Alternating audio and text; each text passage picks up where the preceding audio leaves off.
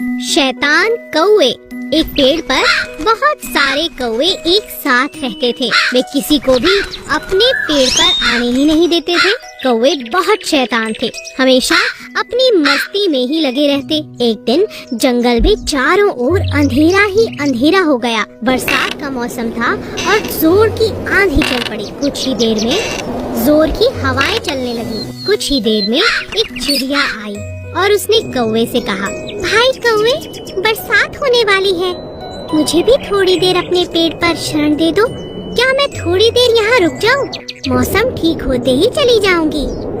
नहीं नहीं नहीं नहीं, तुम यहाँ से कहीं और चली जाओ। हमारे पेड़ पर हम पहले ही बहुत सारे कौवे हैं और हमारे बीच में तुम्हारा क्या काम? हमें बिल्कुल पसंद नहीं कि कोई और पक्षी हमारे पेड़ पर आए। तुम आगे जाओ, कोई और पेड़ मिल जाएगा, और अगर यहाँ जबरदस्ती आई तो मैं तुम्हें भगा दूंगा, समझी? चिड़िया समझ गई कि कौवा बहुत घमंडी है।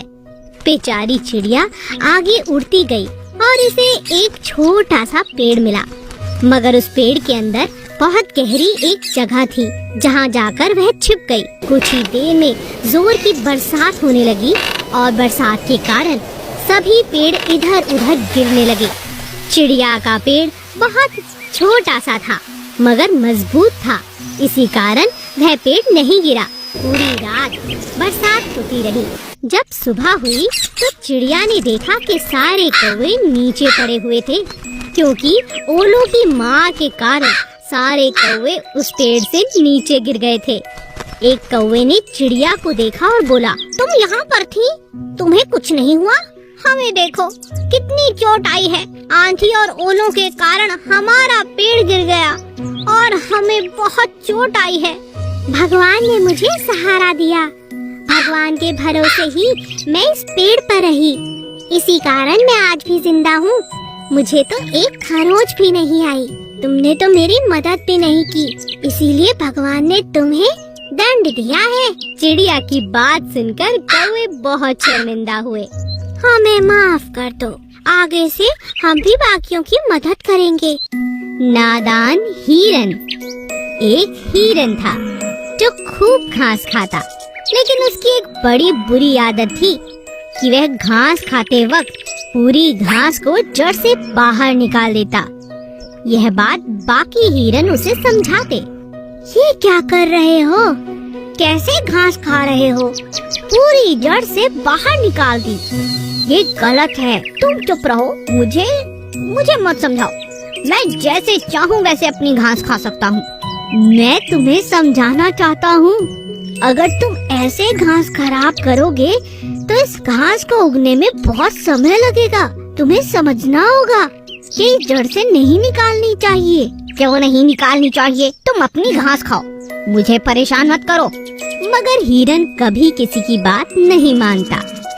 एक दिन शेर ने उसे घास खाते देखा तो हिरन शेर के डर से इधर उधर भागने लगा और बड़ी दूर तक भागता रहा।